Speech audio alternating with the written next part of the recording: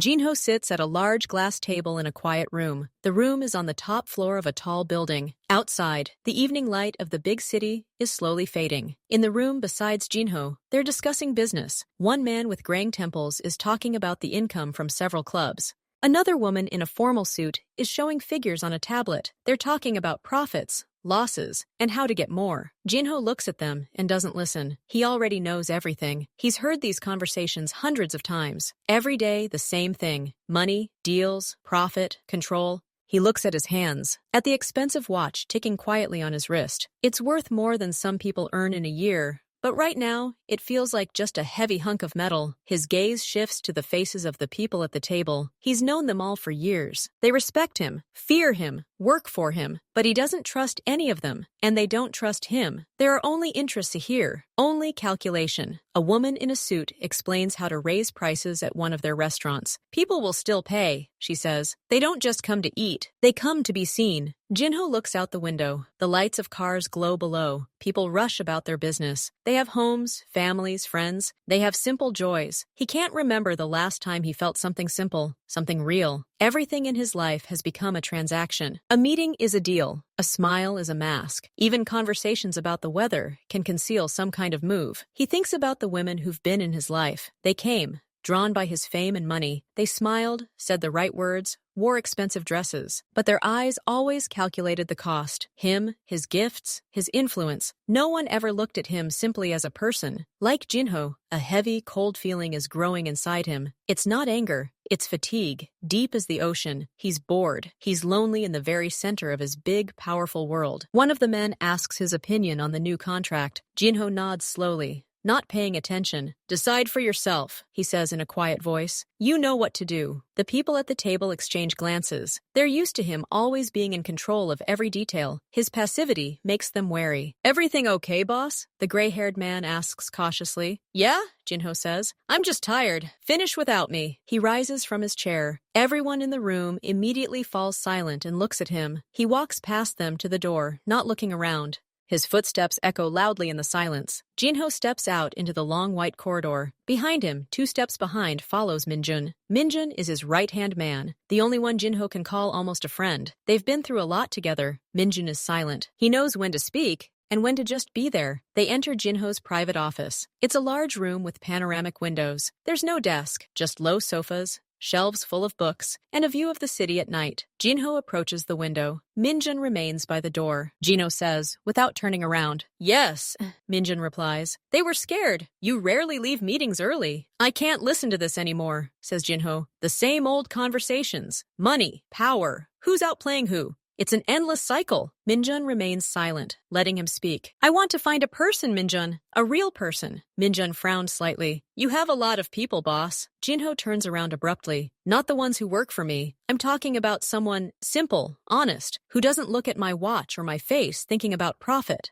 Who doesn't know who I am? Minjun looks puzzled. How will you find someone like that? If you show up somewhere as Kim Jinho, everyone will know who you are. You won't be able to hide it. Jinho looks out the window, a sparkle appearing in his eyes. An idea. What if I'm not Kim Jinho? Minjun doesn't understand. What do you mean? Jinho turns to him, his face brightening for the first time in days. What if I become nothing? Absolutely nothing. A man without money, without a name, without power, a shadow on the street. You want to pretend to be poor? Minjun asks slowly. Yes, I want to see who in this city still has some humanity left. Who's capable of simple kindness, without calculation? Minjun shakes his head. He thinks this is crazy. Boss, this is unsafe. And why? To find her, Jinho says quietly. The one who will give me something that can't be bought. He pauses, looking at the city lights below. Here's my plan.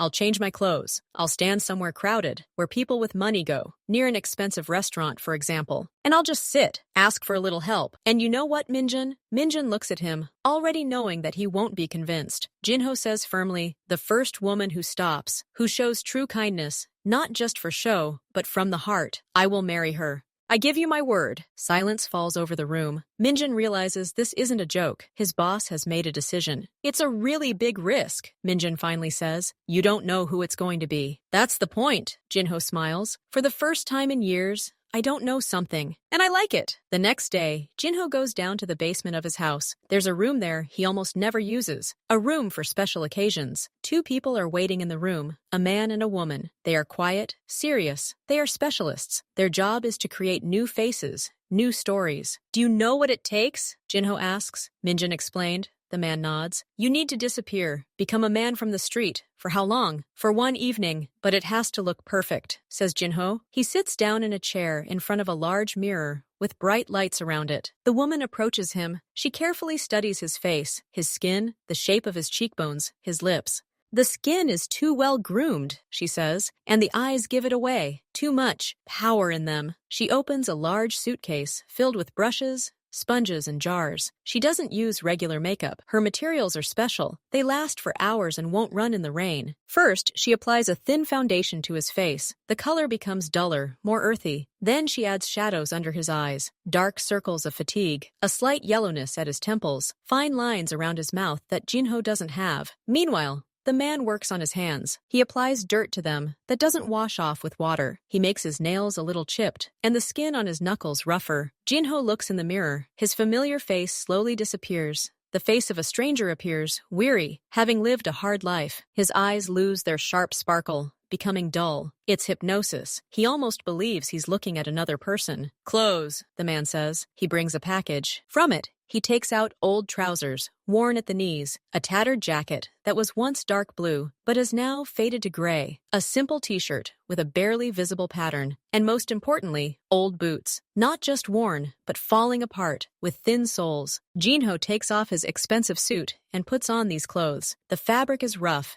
and smells of someone else's sweat, dust, and the city. The shoes pinch in strange places. He looks in the mirror again. An elderly, life-weary man stands before him. His posture shifts of its own accord. His shoulders slump. His gaze drops to the floor. This is no longer Kim Jinho. This is no one. Hair, the woman says. She applies a special powder to his perfectly coiffed hair. It becomes dull, greasy, and sticks together in untidy strands. She slightly reshapes it so it falls across his forehead. One last touch, the man says. He hands Jinho a small bottle. Eye drops. They'll make your eyes a little red like you haven't slept well, and they'll make your vision a little blurry. Jinho drips. A slight burning sensation appears in his eyes, and then, that same cloudy haze. He takes one last look in the mirror and sees a stranger, the complete opposite of himself, the one people don't notice on the street, the one they pass by, trying not to look. Minjin enters the room. He sees a figure in front of the mirror and freezes for a second. He looked for his boss and didn't find him. Then he understands. That's impressive, Minjin says slowly. I wouldn't have recognized it. That's the goal, Jinho's voice says, but it sounds a little different, quieter, without the usual firmness. I'm ready. He takes the old bag they gave him. It contains an empty water bottle and a piece of stale bread for credibility. The car is waiting behind you, Minjin says. It will take you where you need to go. I'll be right there in the other car. In case of anything. Jinho nods. He feels a strange excitement, like an actor about to go on stage. Only the stage is the real world, and he doesn't know how this performance will end. He leaves the room, his steps in his old boots sounding dull and timid. The doors close behind him. The test begins. The car stops in an alley behind a luxurious building. It's the Emerald Dragon. Even here, in the back, the sounds of music and laughter can be heard. The air smells of rain, expensive perfume, and food. Jinho gets out of the car. The door closes quietly behind him, and the car drives away. He's alone. Now he's just a man against a wall. A cold breeze penetrates his thin jacket. He shudders. It's an unfamiliar sensation. Usually he enters places like this through the main entrance, and all the doors open for him. He walks slowly toward the front of the building, his boots slapping on the wet asphalt. The restaurant's bright neon sign casts a greenish glow onto the sidewalk. Jinho chooses a spot near the wall, close to the entrance, but not directly next to it. He sits down on the cold ground, his back against the bricks. He places an old paper cup in front of him, and then it starts to rain. At first, drops are sparse, then more frequent. The rain is cold and persistent. It penetrates the fabric of his jacket. Jinho feels his back getting wet. Water drips from his unkempt hair onto his face. He sits motionless. He simply stares into space, just as he was told. He should look broken. It's strange. He's used to controlling the weather in his rooms. Here, he's helpless before it. It's humiliating and honest. The doors of the Emerald Dragon open. A couple emerges. The man is wearing a long coat. The woman is wearing a sparkly dress. They are laughing. The man is holding an umbrella. He opens it,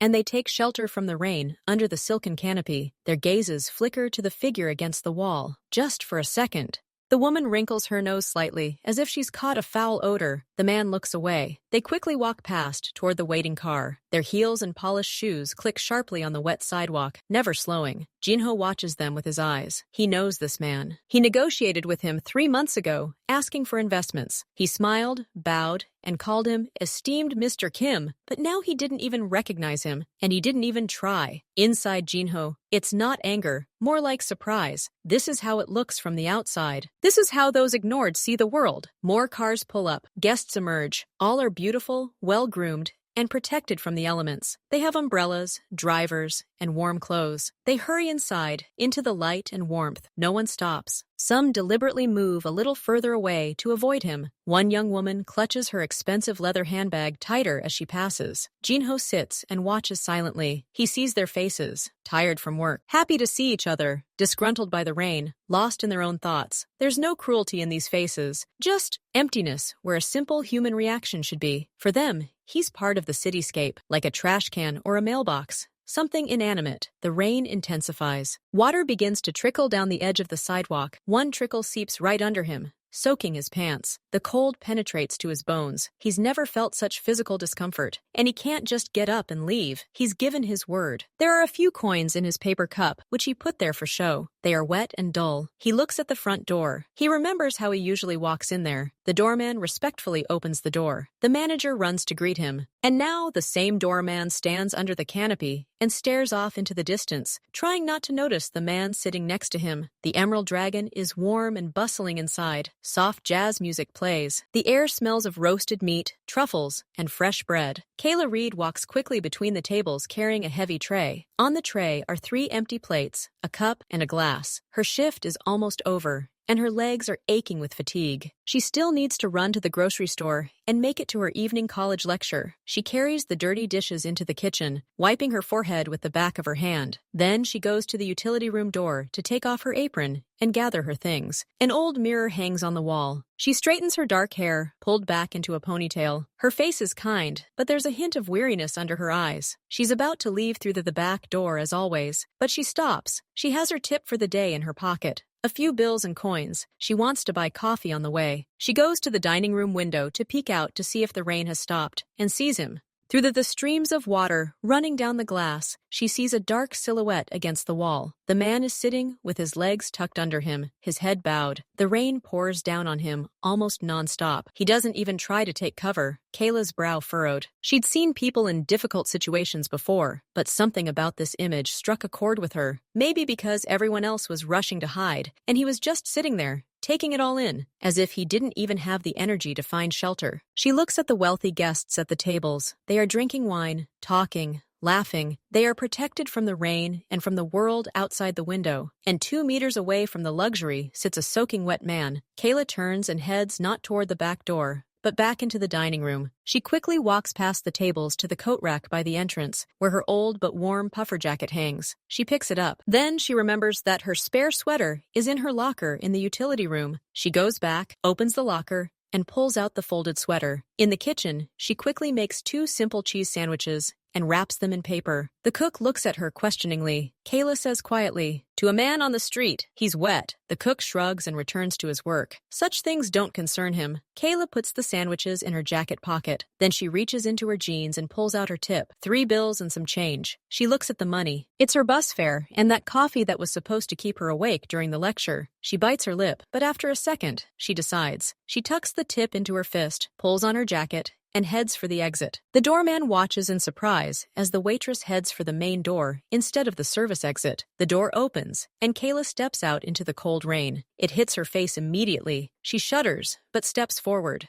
Towards the figure sitting by the wall, Kayla's face as she took the last steps toward the dark figure by the wall. As she approached, she spotted a man, not old, but seemingly endlessly tired. He sat, hugging his knees, seemingly oblivious to the rain or her approach. His gaze was blank, focused somewhere in front of his knees. Kayla hesitated for a moment. What if he was dangerous? What if he reacted aggressively? But he looked so helpless, soaked to the bone, that fear gave way to pity. She squatted down in front of him, trying to get into his line of sight. Water immediately began to leak over the edges of her jeans. "Hey," she said quietly, trying to keep her voice gentle and not commanding. "Are you okay?" The man slowly, as if through effort, raised his head. His eyes met hers. There was no plea or anger in them, only deep weariness and detachment. This look touched her more deeply than any plea for help. Without waiting for an answer, Kayla unclenched her fist. He wasn't reaching for the money. He was just looking at her. Kayla repeated more insistently, but still softly, "Buy yourself something hot. And wait here for a second." She carefully placed the money in his old paper cup, where only a few measly coins lay. Then she stood up and took off her bulky sheepskin coat. Underneath, she wore only a thin sweater. A cold wind immediately stung her shoulders, but she ignored it. "Put this on," she said, handing him the jacket. "You're soaking wet. At least you'll have something dry on top." This time he moved. Slowly, stiff with cold, he raised his hand and took the jacket. His fingers touched hers. His hand was icy. He silently threw the jacket over his wet shoulders. It was too big for him, but it looked incredibly warm. Kayla rummaged through her jacket pockets and pulled out some paper-wrapped sandwiches. "And this. It's simple, but you need to eat," she said, placing the package on his lap. Then she remembered the sweater in her hand, the one she'd changed into. "And here's another one. This is warmer than the one you're wearing," she said, handing him the folded sweater. Now she was left in just the thin sweater, and she began to shiver, but it was almost done. He took the sweater. He held it in his hands, like an unfamiliar, precious object. He looked from the jacket on his shoulders to the food in his lap to her face. "Why?" he finally said. His voice was low, hoarse from the cold, or from prolonged silence. That single word conveyed not gratitude, but genuine, profound bewilderment. Kayla, crouching down again to be level with him, smiled slightly. Her smile was tired, but genuine, because it's cold and wet outside. And inside, she nodded toward the brightly lit restaurant. "Everyone's eating steaks and drinking wine. It's just not fair." She spoke simply, as if stating a fact. No pathos, no desire to appear saintly. He looked at her, and something flickered in his dull eyes. This simple logic, devoid of any calculation, seemed to puzzle him even more than the act itself. "You work there?" he asked, nodding towards the Emerald Dragon. "Yes, as a waitress. My shift just ended," Kayla replied, rubbing her frozen hands. She could already feel the cold seeping into her bones, but she couldn't just up and leave. "Do you need to go somewhere? Is there somewhere to dry off and warm up?" He shook his head slowly. "It doesn't matter." "No, this is important," she said softly but firmly. "You can't sit like this. Take this money, find some cafe. Sit there, have some tea. At least for an hour, please." Her applause sounded less like a request and more like concern. The kind you say to a loved one who doesn't want to think about themselves. He looked again at the money in the cup, at her money. Then he looked up at her, and this time, something new appeared in his eyes. The confusion began to dissipate, giving way to some deep, inexpressible feeling. He nodded. Just once, briefly. "Okay," he whispered. Kayla felt relieved. She'd done what she could. "I need to run," she said, standing up. Her legs were numb from the awkward position. "Take care, and hurry up and go somewhere inside, okay?" He nodded again. Kayla gave him one last smile, turned, and practically ran back to the restaurant door, into the cold rain. Jacketless now, she needed to grab her things from the back door and rush to the bus. Jinho watched her go. He saw her disappear behind the heavy door, huddled in the cold. Food lay on his lap, her warm jacket slung over his shoulders. In the cup were her tips, which she'd likely earned over the course of several hours serving people like him in his past life. The rain continued to pour, but strangely, the cold no longer penetrated as deeply. The jacket didn't smell of perfume or money. It smelled like simple laundry detergent, a hint of coffee and human warmth. He sat motionless, clutching the soft sweater in his hand, and repeated her words to himself. "It's just not fair. Not, I want to help. Not, I have to. Not, that's what good people do. Simply, it's not fair." The pure, childlike, uncompromising truth. For the first time in years, something inside him, long petrified and dormant, stirred. He looked at the bright entrance of the Emerald Dragon, where the world continued to spin in its familiar rhythm of profit and calculation, and then back at the door through which the girl had disappeared. He had found her, the very first one.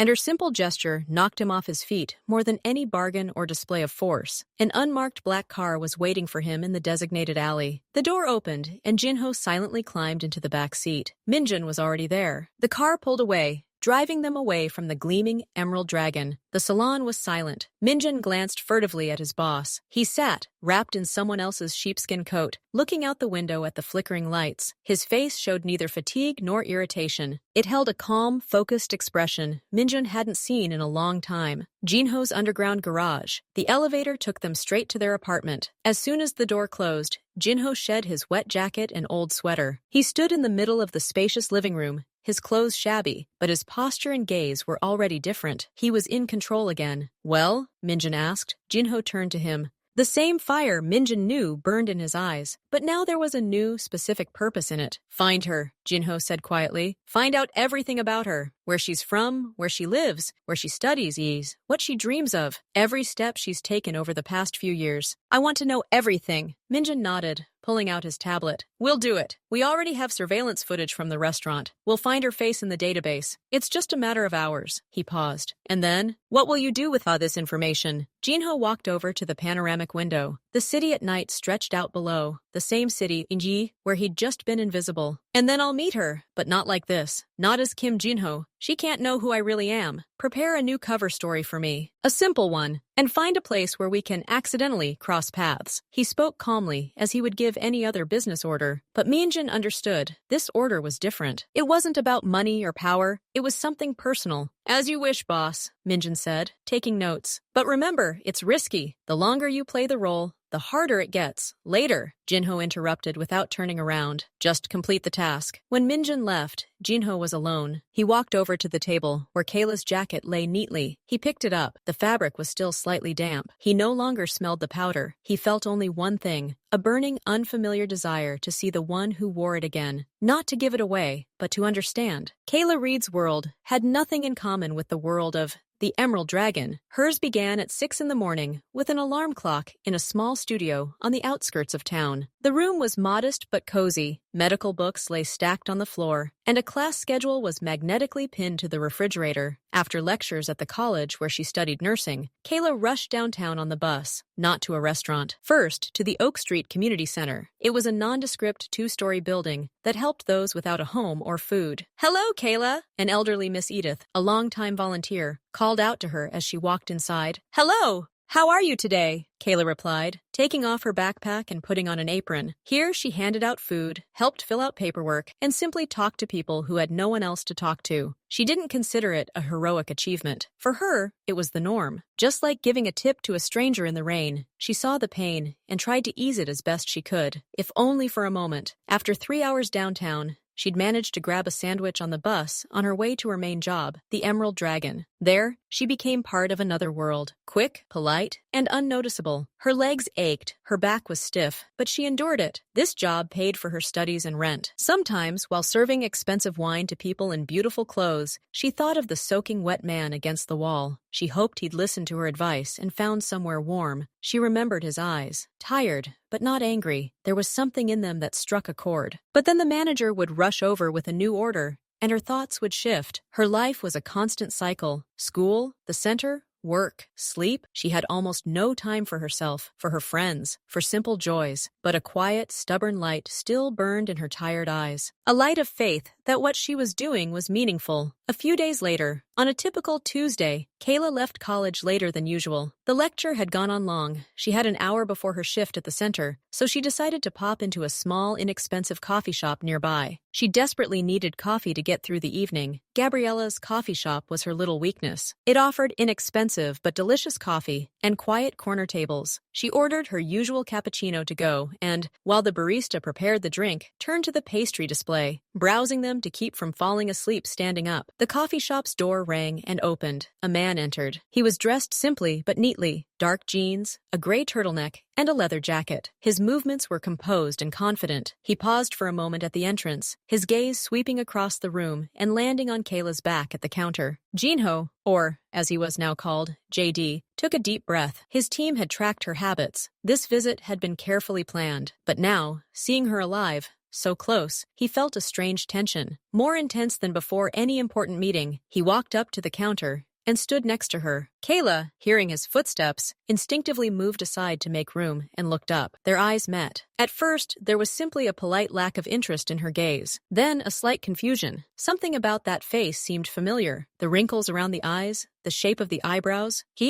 Where had she seen it before? Jinho allowed a small, friendly smile to touch his lips. He saw something click in her memory. Sorry, he said softly, breaking the silence first. We seem to... No, I must have imagined it. His voice, now clear and calm, without the hoarseness from the cold, seemed to bring her out of her stupor. No, wait, Kayla said quietly, staring at him, and then her eyes widened. Oh my God, is that you? Outside the restaurant? That rainy evening? He feigned surprise and looked at her more closely. Then his face lit up with recognition. Oh, it's you! The girl who gave me the jacket and... He sheepishly ran his hand over the back of his head, perfectly playing the role of someone overwhelmed by such an unexpected encounter. I couldn't forget you. Thank you again. You really helped me back then. Kayla smiled, a warm, lively expression appearing on her tired face. No need to thank me. I'm just glad you look better. Dry. She nodded at his clothes. Barista! Came the call from the counter. Kayla's coffee was ready. She reached for the cup, and their fingers almost touched again, just like that time on the wet sidewalk. My name is JD, by the way, he said casually as she grabbed her coffee. Kayla, she replied. Kayla, he repeated, and her name sounded important on his lips. He glanced at her overflowing backpack and coffee cup. You seem to be in a hurry. I don't want to keep you. She glanced at her watch and winced. Yes, unfortunately. Work. I understand.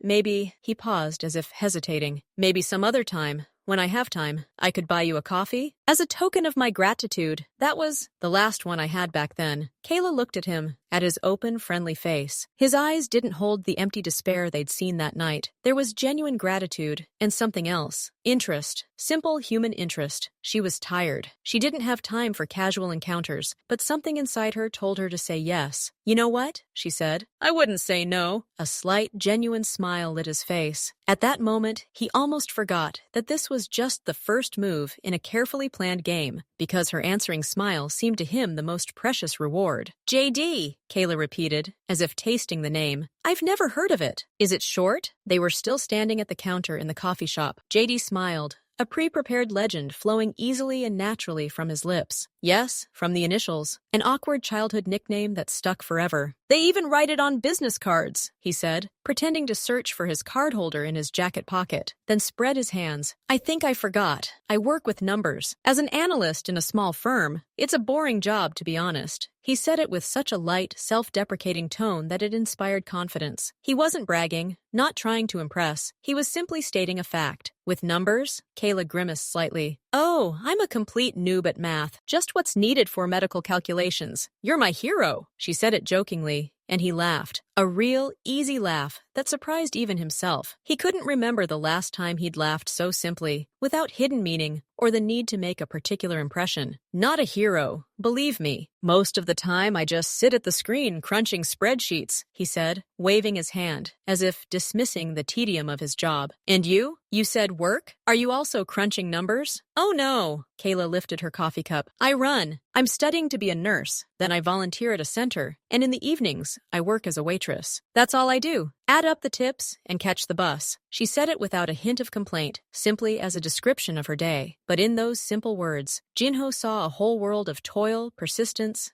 and fatigue. A world completely unfamiliar to him. It sounds tense, he said carefully. Kayla shrugged. It happens, but it's worth it. Anyway, I really have to go, JD. She glanced at her watch and took a sip of coffee. It was nice to see you again. In such improved condition. He nodded, feeling the moment slipping away. Me too. And I haven't forgotten my offer. Coffee. Someday, she smiled, already turning to leave. Good luck with your tables. He watched her step outside, adjust her backpack, and walk quickly, disappearing into the crowd. He remained standing at the counter, a strange, thoughtful smile frozen on his face. JD, analyst, number cruncher. He told the lie so easily that he almost believed it himself. But something deep and unfamiliar inside him told him there was far more truth in this encounter than in his entire previous life. That evening, Jinho was in his office. He was reviewing reports, but his mind was elsewhere. A thin file lay on the desk in front of him. It contained Kayla Reed's entire life, compiled by his people in a matter of hours. He already knew her better than she could have imagined. Minjun entered. His face was serious. "Did the meeting take place?" he asked without preamble. Jinho replied, leaning back in his chair. "She accepted the invitation. For coffee someday. The door is open." Minjun was silent, looking at him. His silence was more eloquent than any words. Jinho sighed. "I think this is a bad idea, boss," Minjun said bluntly. "A really bad one. You started this game, and it's already taking on a life of its own. You're meeting with her, talking. What next? I recognize her." "That was the point," Jinho countered, but his voice held a thinly veiled defensiveness. "Do you recognize her?" Minjun shook his head. "We have a whole dossier on her. Everything we need to know is already here. And you're playing some accountant. JD, he said the name with slight disdain. The longer this goes on, the harder it will be to stop. And you have to stop. Or are you really planning on marrying some random waitress? Jinho said quietly but firmly. For you, yes. Minjun took a step forward, his usually impassive face filled with concern. For our cause, for the people who rely on us, for those who watch your every move, she's completely random. And your interest in her makes you vulnerable. You know that, Jinho knew. He understood every word Minjun said. His right hand was right. It was a risk, a crazy, unjustified risk. I'm in control, he said, more to convince himself. Control? Minjun smiled bitterly. You sat in the rain to test your theory. Then you ordered a dossier compiled on her. Now you've arranged a date under a false name. Where's the control here, boss? This looks like obsession. The word obsession hung in the air. Jinho turned away, looking out the dark window. He couldn't deny it. Something about this girl had touched him more deeply than anything else had in years. I gave my word, Minjun, he finally said, his voice leaving no room for debate. Minjun sighed,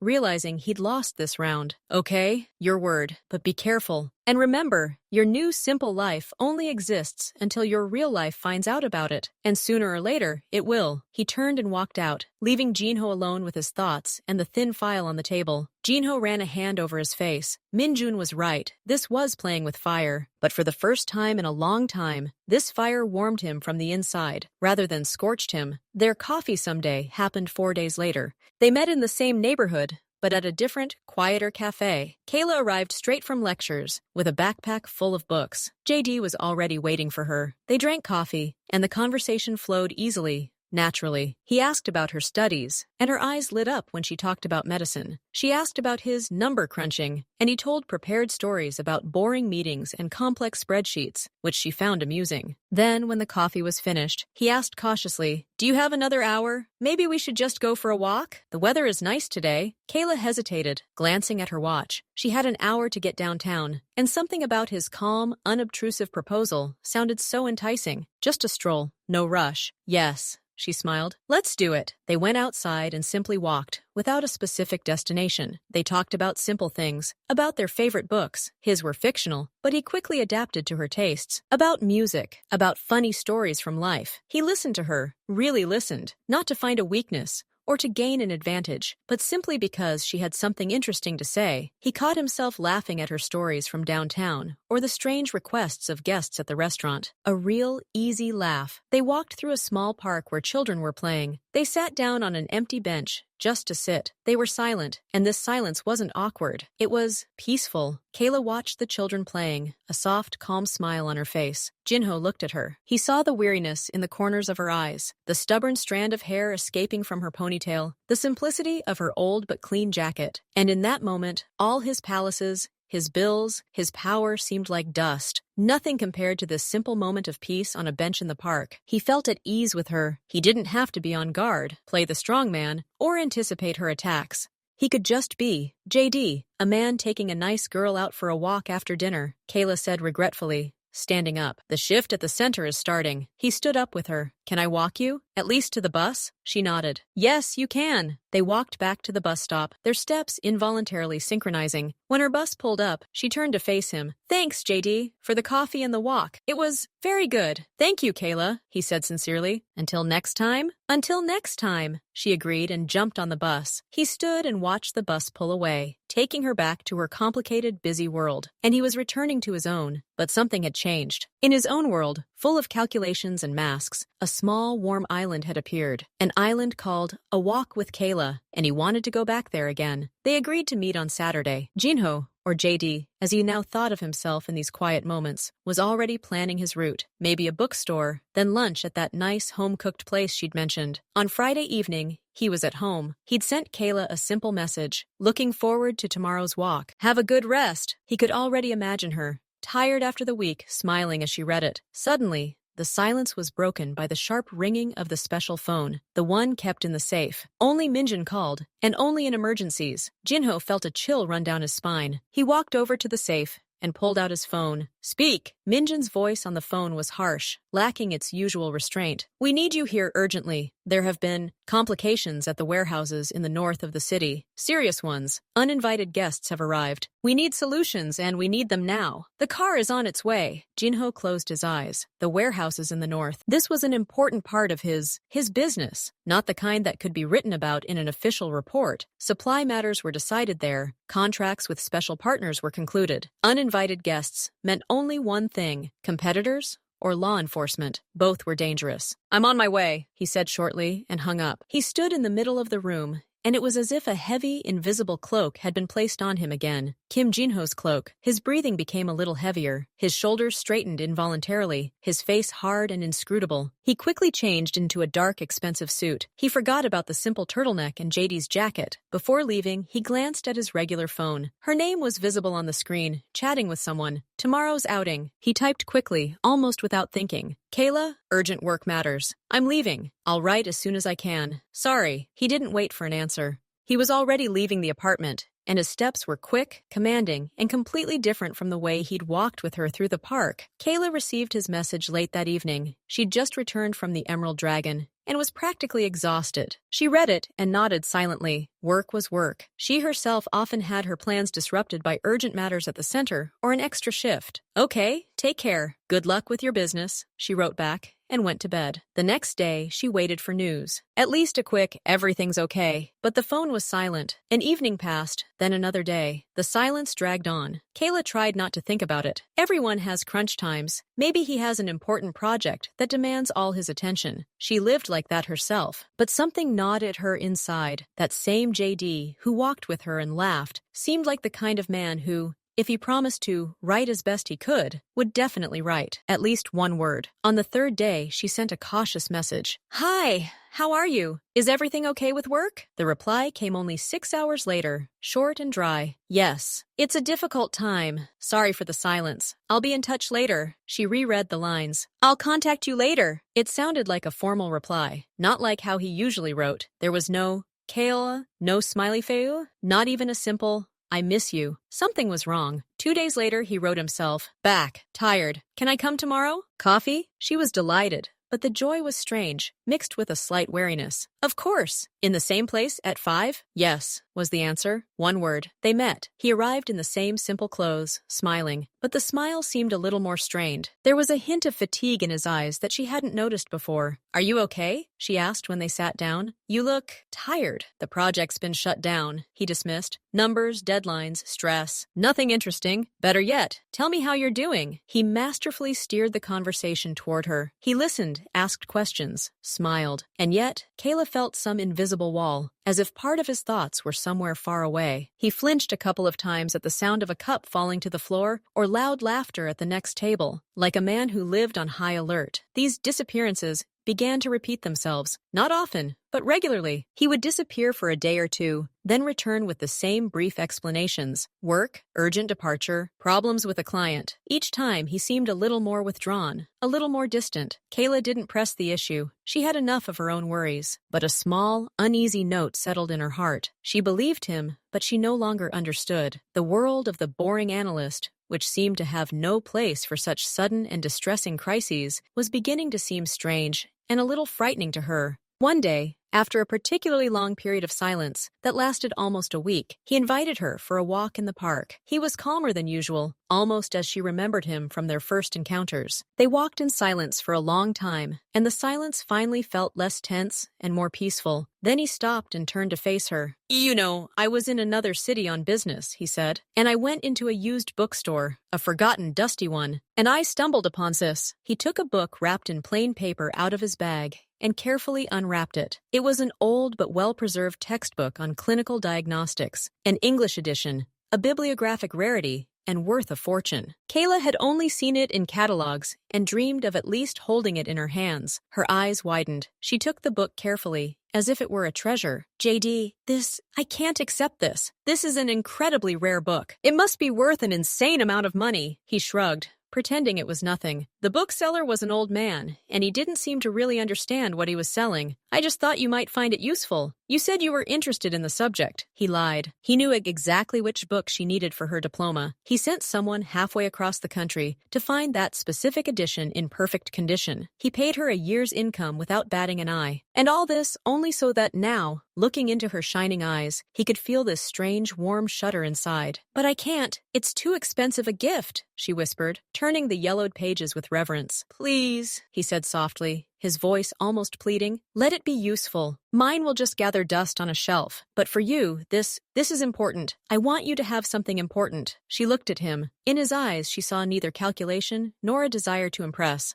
She saw a genuine desire to please her. The anxiety of the last few weeks receded for a moment. Thank you, she said quietly, clutching the book to her chest. This is the most amazing gift I've ever been given. He smiled, and this time the smile reached his eyes. At that moment, he almost hated himself for lying about being a dusty, second-hand bookseller. But the sight of her happiness was stronger. He was ready to buy her an entire library, just to see that light on her face again and again. And that thought terrified him far more than any problems at work. A couple of days after receiving the book, sitting over her textbooks on the crowded campus, Kayla found herself thinking, JD had always been a bit of a mystery. His strange disappearances, his ability to appear and disappear, that precious book he'd accidentally found.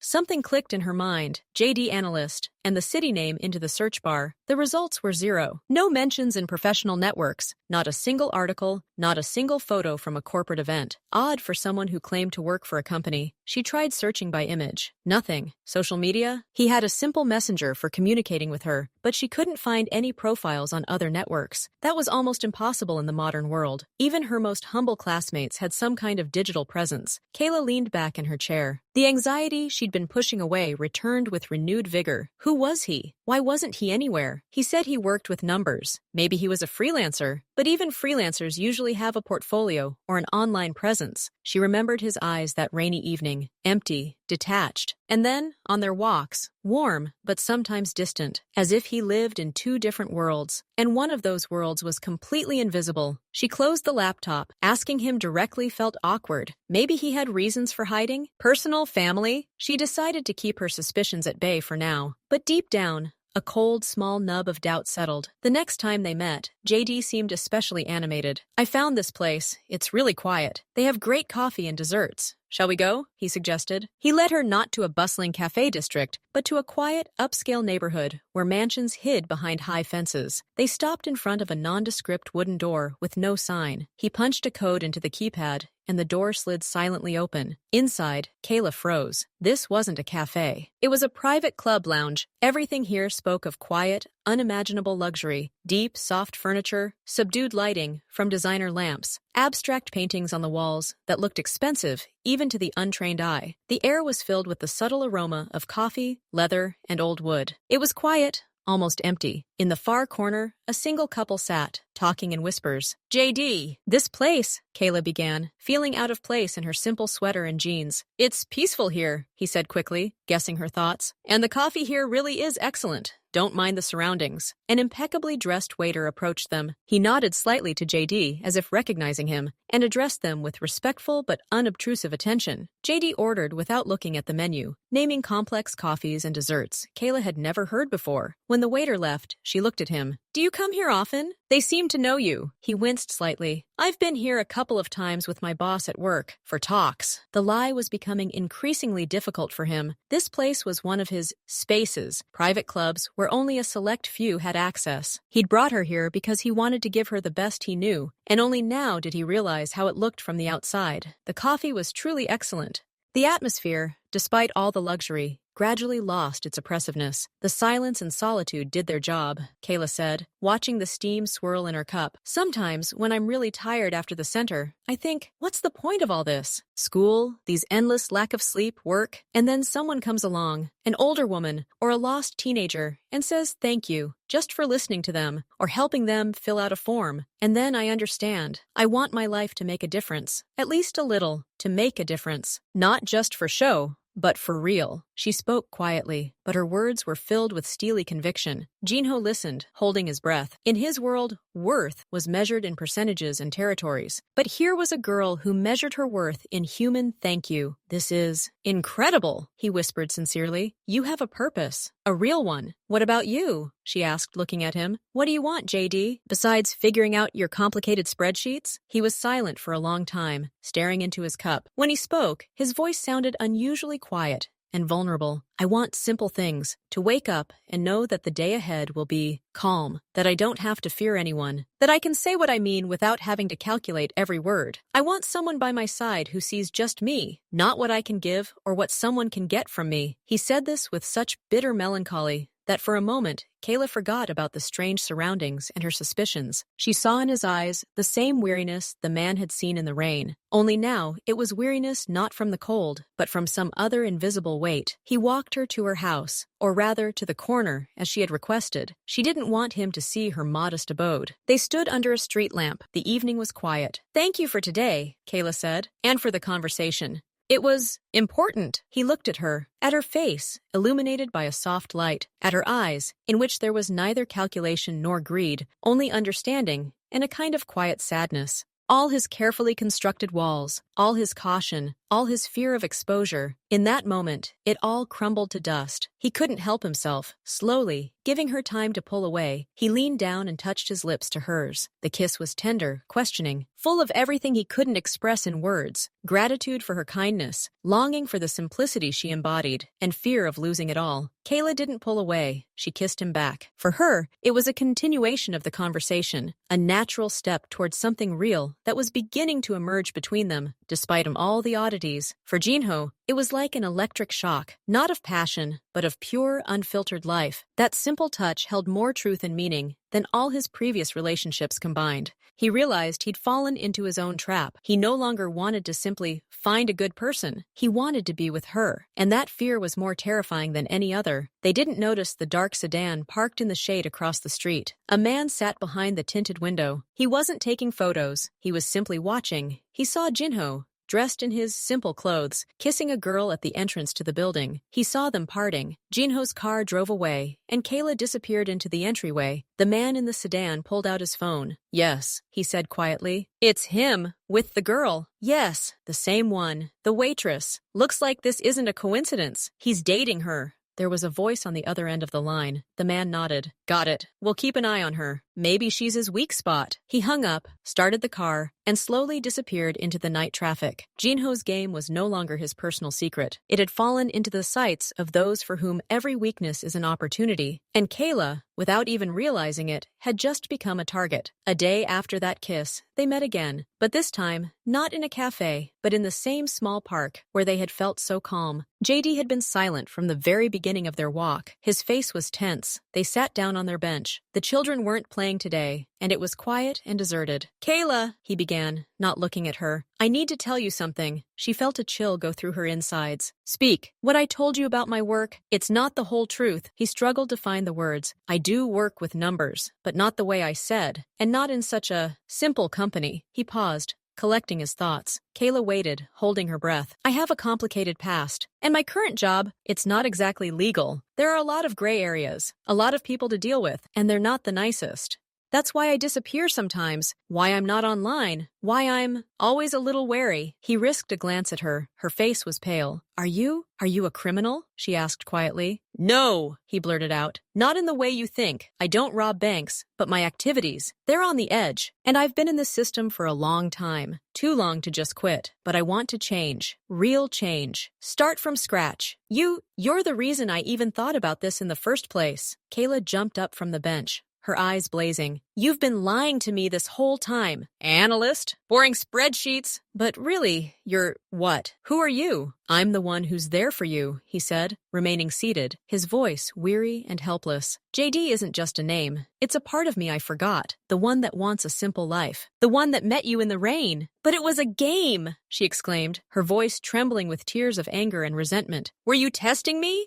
Is this another one of your gray projects? Now he jumped up too, his face twisted in pain. No! It was then, that evening. Yes, it was. A test. Stupid, selfish, but everything that happened after, every meeting, every conversation, it was real. I swear to you, I can't lie like that. Not about this. They stood facing each other, separated by the invisible abyss of his lies. Kayla looked at him, her heart torn between the desire to turn and leave and a strange belief in the sincerity of his final words. Why should I believe you? She whispered. Because I have no other proof for you than these words, he said, his eyes pleading for understanding. And because I'm asking for a chance, not to justify the past, but to build a future, a different one. I've already begun the processes to get out of all this. It's long and difficult, but I've begun, for myself, and for the chance to someday look you in the eye without holding anything back. Kayla turned away, looking at the bare branches of the trees. She thought about his weariness, about his longing for simple things, about how he listened to her stories about the center, about that kiss that felt so real. I don't know, she said finally, turning around. The anger in her eyes gave way to a heavy, weary sadness. I'm very angry with you. You betrayed my trust. But, she took a deep breath, but I believe that a person can change, if they really want to. I see people like that at my center. She looked straight at him. I'm giving you this chance, not because you deserve it, but because I see how much you want it. But the game is over, JD, or whoever you are. From now on, only the truth, bit by bit, if necessary. But only the truth. The relief that washed over him was so strong that he could barely stand. He nodded,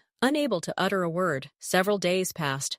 Their communication had changed, more cautious, but also more honest. He told her fragments about his world, and she listened, trying to grasp the scale of it. She had just left college late one evening. The street was poorly lit, the bus stop a couple of blocks away. She walked, wrapped in her jacket, thinking about the upcoming exam and his last message. I'll tell you everything tomorrow, everything I can. Suddenly, a dark, unmarked minivan pulled up next to her. The side door slid open, and two large men in dark clothing stepped quickly out onto the sidewalk. One of them grabbed her arm roughly. Be quiet and don't move if you want to live, he hissed right in her face. The smell of alcohol and sweat assaulted her nose. Kayla's breath caught in terror. She instinctively tried to break free, to scream, but the second man had already thrown a thick, rough cloth bag over her head. Light and sound instantly disappeared. She was roughly shoved into the bus and thrown to the floor. The door slammed, the engine roared, and the bus took off. She lay there, stunned by fear and surprise. Her heart was pounding so hard it felt like it would burst from her chest. Her thoughts were jumbled. Who were they? What did they want? And suddenly, through the panic, his face surfaced in her mind. His confession. There are a lot of people you have to deal with, and they're not the nicest. At that moment,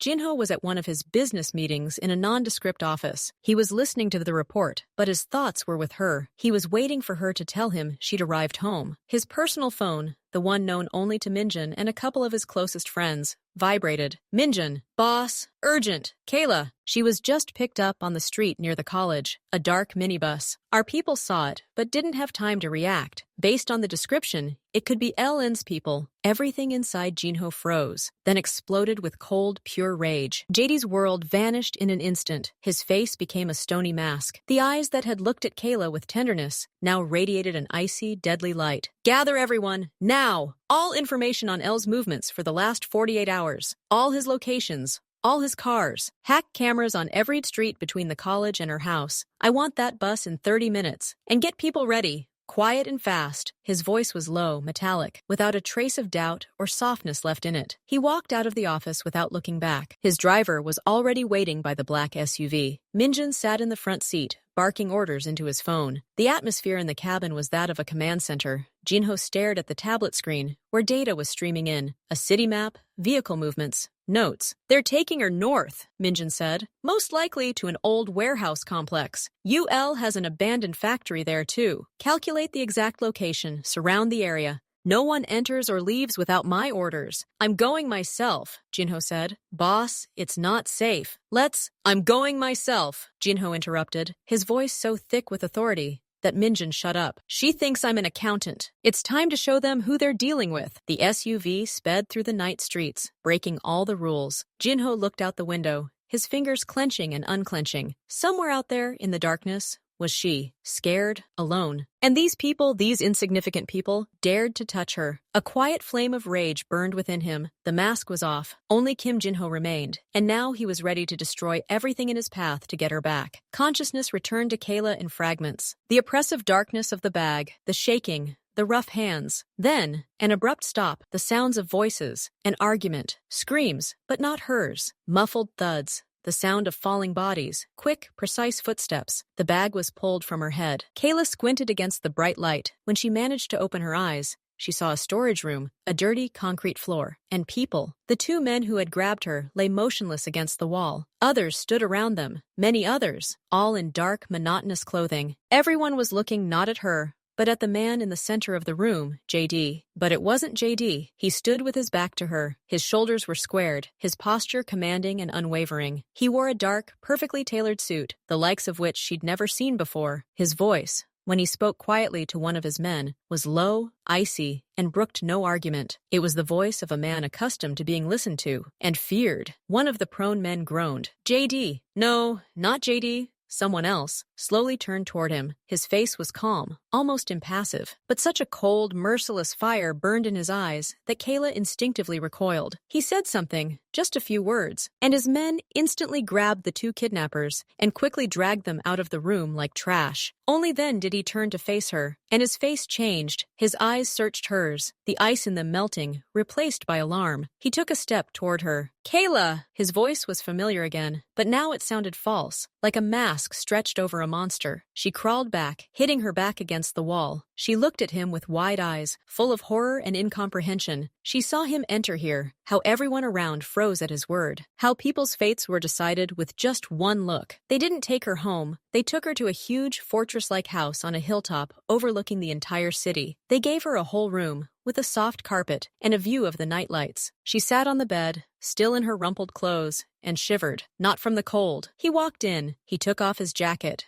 revealing a white shirt. He looked more human, but the image of the imperious stranger from the warehouse still lingered in her mind. He sat down in the chair opposite her, at a respectful distance. "How are you?" he asked quietly. "Did they hurt you?" He spoke to her as carefully as if she were made of crystal. "Who are you?" she breathed out. There was nothing else in her head. He lowered his head. "My name is Kim Jinho. JD, it was just for you." "Who is Kim Jinho?" Her voice trembled. He was silent for a long time. "The one who has power, the one who has people, the one who solves problems. Sometimes, not by the accepted methods. You're the boss," she said, and it wasn't a question, but a sentence. "Mafia." He winced at the word but nodded. "Yes, in a way, but I'm not." He searched for the words. "That's not the most important thing about me. Not now. Not since I met you." "Met me? You checked me out at the restaurant." Her voice broke. "And what happened after that? Fun? Got bored of playing boss? Decided to play just another guy?" "No!" His voice was filled with desperation. "That was then. One evening. And then it all became real. The walks, the conversations, your book, my desire to change. It was real, Kayla. I swear. Real!" She laughed bitterly. "How can it be real when half of you is this? She waved her hand toward the window, beyond which lay his world, his domain. "The half of you that wants to protect you," he said quietly. "The one that found you 3 hours ago. The one that will never let you feel that kind of fear again." The next day, Kayla looked around. The house was huge, quiet, and empty. Every time she tried to leave her room or go downstairs, a dark-clad figure appeared out of nowhere, gently but firmly stopping her. "For your safety, Ms. Reed, Mr. Kim's orders." She felt like a bird in a golden cage, the most precious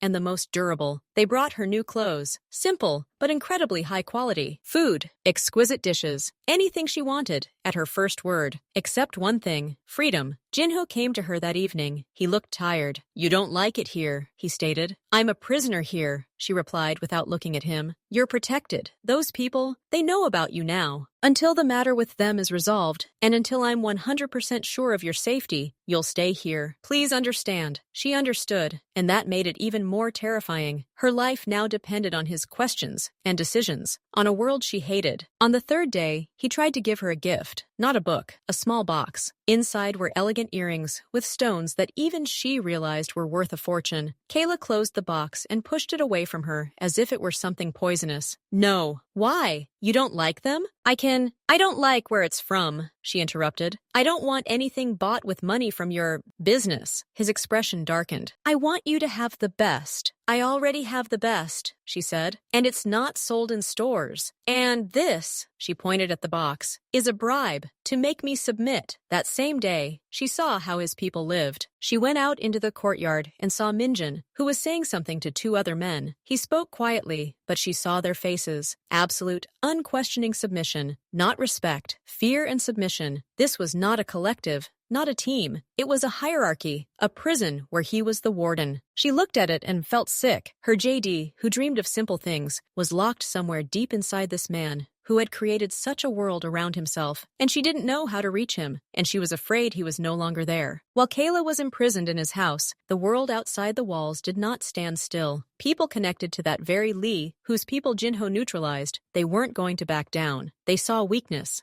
not in his strength, but in his affection, and they began to strike at it. First, supply problems arose at several of Jinho's legitimate businesses, restaurants and car repair shops. Suppliers suddenly terminated contracts without explanation. Then came unscheduled, meticulous inspections from city authorities. They found violations where none had been previously noticed. Minjun reported this to him in the office, while Kayla was in her room. Jinho's expression was grim. "They're testing your boundaries," Minjun said. "They want to see how you'll react. Will you be as blunt when it comes to money and paperwork, not people? They're pressing your legal assets, knowing that you're currently distracted." Jinho looked out the window at the city. Previously, he would have responded with lightning speed and cruelty. Now he thought about her, about how every harsh reaction would drag him back into the quagmire he was trying to escape, and hasten the moment when she would turn her back on him forever. "Contain them," he said quietly. "Use legal means. Hire the best lawyers. Pay fines if necessary, but don't get involved in open conflict. Not now." Minjun looked at him with undisguised surprise. This wasn't a boss's strategy. It was the strategy of a man afraid to scare away something fragile. Kayla knew what was going on. She'd heard snatches of Jinho's phone conversations, seen his worried face. One evening, Minjun came to see her, not as a guard, but as a messenger. Minjun said dryly, "He has people who can take you anywhere, home, to the dorm, to another city, and keep you safe, from a distance." Kayla looked at him. "Why?" Minjun sighed. "Because you're not safe here. And because his business, it demands his full attention. And he can't concentrate knowing you're here, in this gilded cage, hating every minute of it." She had a choice. Leave, return to her old life, to school, to work at the center. Forget about JD, about Jinho, about this nightmare. It would be sensible, safe. She looked at the door to freedom, and then she remembered his eyes when he spoke of simple things, his confession on the bench, his despair when he tried to explain who he was. He had lied to her. He was part of a world she despised, but he was also the one who gave her his jacket in the rain, the one who listened to her, the one who began to change, even if it was painful and difficult. Kayla said quietly but clearly, "I'm staying." Minjun raised an eyebrow in surprise. "I'm staying," she repeated. "Not in this room. I want to talk to him, now. And if he wants me to believe his real side, he'll have to show me everything. No holds barred." They met in the house's winter garden. There were plants and silence. Kayla was sitting. Jinho stood by the large window, hesitant to approach. "Tell me," she said. "Everything, from the very beginning. Why were you sitting in the rain outside the Emerald Dragon?" And he told her the whole truth, not as an excuse, but as a confession, about his empty life, full of money and calculations, about his fatigue, about the idea of finding a man who wouldn't see him only as a wallet and power, about the promise he made to himself and Minjun to marry the first woman who showed true, selfless kindness. "You were the first," he said, looking at his hands. "You gave me more than just money. You gave me care, and you told me it wasn't fair. No one in my life ever talked to me about fairness, only about profit." He told how he ordered a search for her, how he came up with the legend, how the first meetings were a game, but very quickly the game ceased to be a game. "Every walk with you, Every story you told about the center, about your dream, it was like a breath of fresh air for a man who had been suffocating for years. I didn't start changing because I promised you. I changed because I couldn't be the same anymore. You showed me what life could be, and I wanted that life. With you. He fell silent. The room was silent, broken only by the ticking of the old clock. A week passed. The tension outside hadn't subsided, but Jinho stuck to his new line: legality, negotiations, and moving assets out of gray areas. It was difficult and unfamiliar. He came to Kayla one morning. "Come with me. To a certain place." He didn't take the armored SUV. They got into a simple, nondescript car. He drove it himself. They drove in silence, and Kayla recognized the way. He stopped the car around the corner from the Emerald Dragon. The same light, persistent rain was falling as before. "Why are we here?" she asked. "To start from the beginning," he said. But honestly, he got out of the car and opened the door for her. They stood in the rain on the same sidewalk where nobody had once sat. Now they stood there together.